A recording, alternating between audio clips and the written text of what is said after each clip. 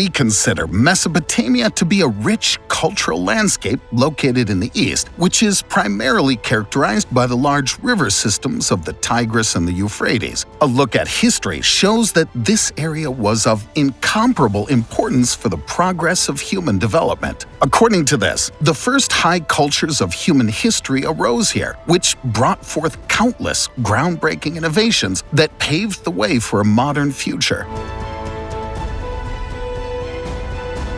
The invention of writing, the first legal system, the chariot, and ceramics are just a few of the many revolutionary innovations that began here and sometimes accompany us to this day. Apart from these incomparable achievements, however, archaeologists in Mesopotamia repeatedly came across artifacts that could not initially be classified in a historical context. We'll be covering 10 exciting discoveries that reshaped the course of human history forever. But before we jump in, be sure to hit that like button and ring the notification bell for more videos. Also, stick around until the end. We'll be covering one object in particular that you may have never heard of before.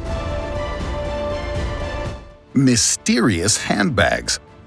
Handbags have become an integral part of our modern life. For many women, practical tote bags are considered indispensable accessories in which the most important things of everyday life can be conveniently stowed away. Although similar bags were already used in the Middle Ages, we've only had the more modern interpretation of the handbag for the last few hundred years, primarily noted by the inclusion of a small handle that can either be carried or worn on your shoulder. But how is it possible that some millennia-old representations from Mesopotamia depict objects that look confusingly similar to today's handbags? The fact that it was always the divine Anunnaki who were given these mysterious objects in the depictions we found in caves and other writing systems seems particularly strange. Even more mysterious is that we find such depictions not only in the ranks of the ancient high cultures of the Near East, but also in those of various peoples of Mesoamerica. But what could these antique handbags of the gods be all about? What was inside those supernatural tote bags? And why do we find the representations of these mysterious objects in the works of the most diverse cultures? Unfortunately, it's not possible for us to answer these controversial questions conclusively. What is certain is that the inexplicable handbags must have had an incomparably high value for the Mesopotamians.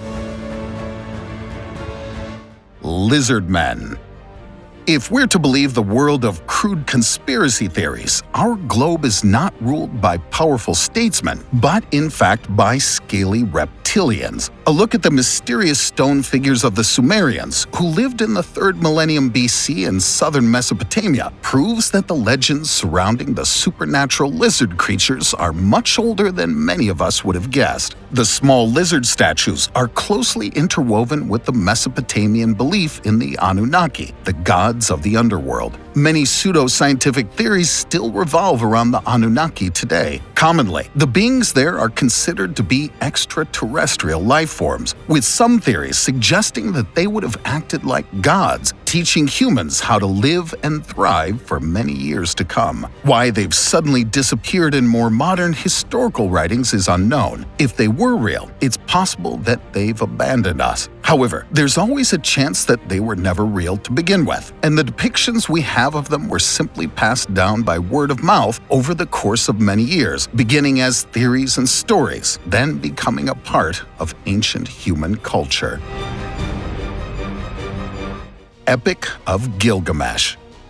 It was 1853 when the adventurer Hormuzd Rassam made a startling discovery. At the time, he probably had no idea that he'd just come across the oldest written poems in human history. The detailed examination of the clay tablet fragments that he had found brought about the realization that the Epic of Gilgamesh was probably written as early as the 24th century BC. In terms of content, the work from the Babylonian region deals with the story of the eponymous King Gilgamesh, his adventures and heroic deeds, and the search for immortality. What's striking is that a passage in the Epic of Gilgamesh is very similar to the account of the flood in the Old Testament. Theories about this can go one of two ways. Some people believe that the authors of the Bible would have used the Epic of Gilgamesh as inspiration and included the story of the flood in the Bible after first learning about it from the Epic of Gilgamesh. However, the more probable theory says the opposite. We know that the Bible is more of a history book than anything else, and its stories have been corroborated by many historians and religious leaders alike. With this in mind, it's likely that these two books are completely separate from one another and merely tell a very similar story that was passed down from generation to generation.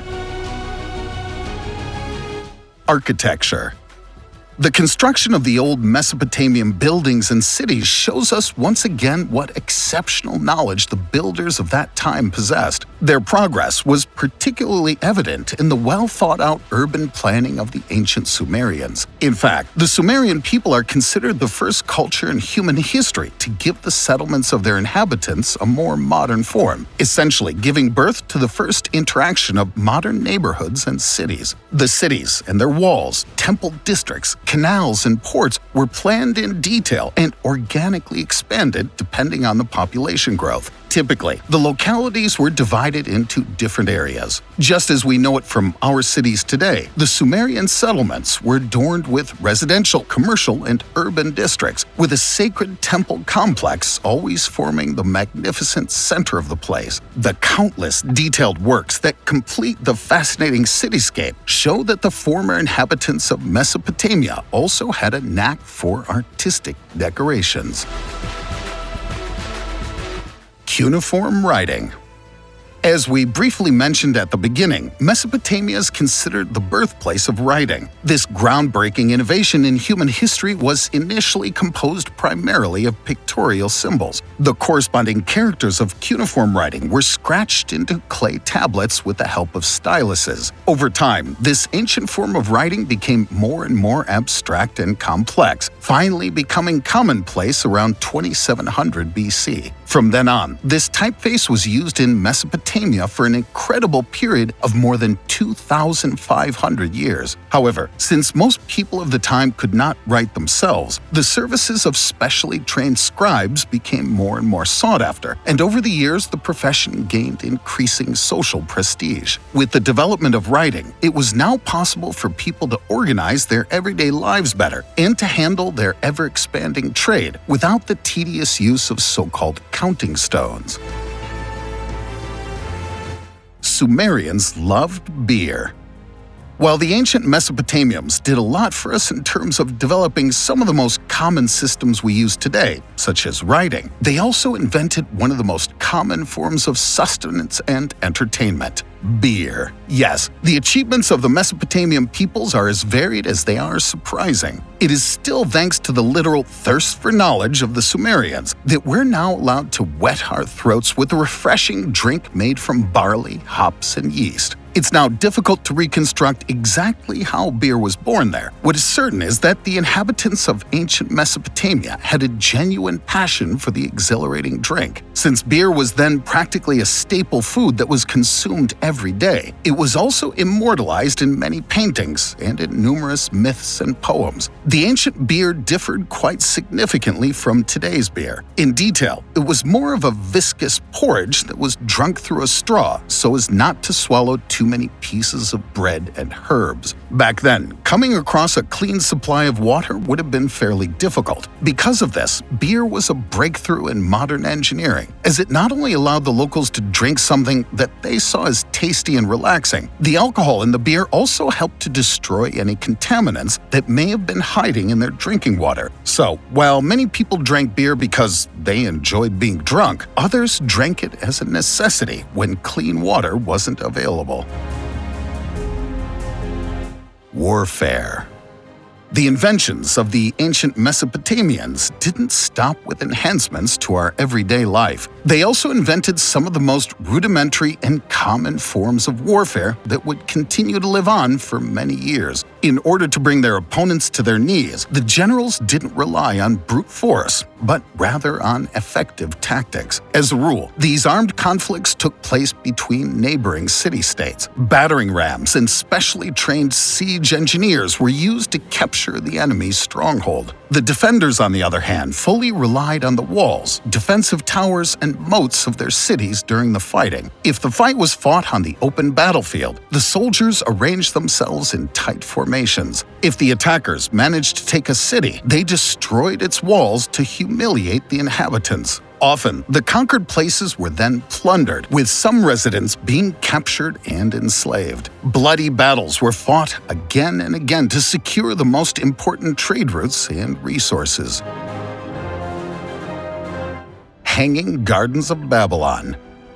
Although the Hanging Gardens of Babylon were one of the 7 wonders of the ancient world, today nobody can say with certainty where the flourishing monument once stood. While some historians place the Hanging Gardens in the northeastern part of Babylon's South Palace, others believe it's more likely that the unique structure once adorned the palace of Sennacherib at Nineveh. According to various ancient writers, the gardens were either next to or above a palace. In detail, the burgeoning complex was made up of several terraces arranged one on top of the other, each 25 to 30 meters high. Overall, the Hanging Gardens had formed a square with a side length of 120 meters. The floors of the individual steps consisted of 3 layers of different materials to prevent moisture from seeping through. These gardens were a true marvel of modern engineering at their time and made the royal palaces some of the most beautiful places in all of Babylon.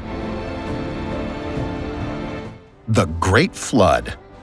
In the various mythological tales, there are always stories about God-ordained flood catastrophes which aim to wipe out all of humanity and land animals. Anyone who listened carefully earlier knows that the time-honored epic of Gilgamesh also contains such a flood story. The striking parallels between this legend and the depiction in the Old Testament lie above all in the construction of a large boat with which the protagonist, together with his relatives and selected animals, manages to defy the all-destroying tidal wave. In this case, however, it was not Noah but Ziusudra who built the life-saving ship. This is also said to have sent out birds at the end of the flood to find their way to the mainland. As similar as the biblical and Mesopotamian myths are, there are some striking differences in the details. While the Christian representation says it's the wrath and mercy of a single God that bestows annihilation and salvation on mankind, in the Epic of Gilgamesh, these motivations weigh on 2 different divine shoulders. Sumerian King List. Due to the sparse documentation, it's often practically impossible for researchers to draw an overall picture of advanced civilizations that have long since disappeared. Fortunately, things are far less complicated in the case of the Sumerians. In fact, the so-called Sumerian King List, a cuneiform clay tablet thousands of years old, provides a detailed chronological listing of the rulers of the time and their respective reigns. To this day, scholars debate whether Queen Puabi also belonged to this male-dominated domain. What's certain is that Puabi was around in the year 2500 BC and was buried in the royal cemetery of Ur. However, her official title doesn't actually translate to queen. However, the magnificent burial objects, such as the magnificent headdress and the precious golden figurines, leave no doubt that Puabi was one of the highest-ranking members of society during her lifetime and one of the only female leaders in ancient history. What do you think of the mysterious world of the ancient Mesopotamians? We're looking forward to your comments. Please give us a thumbs up if you liked today's video. Also, subscribe to our channel and click the bell to stay up to date. Thank you for watching. Have a good one and see you next time.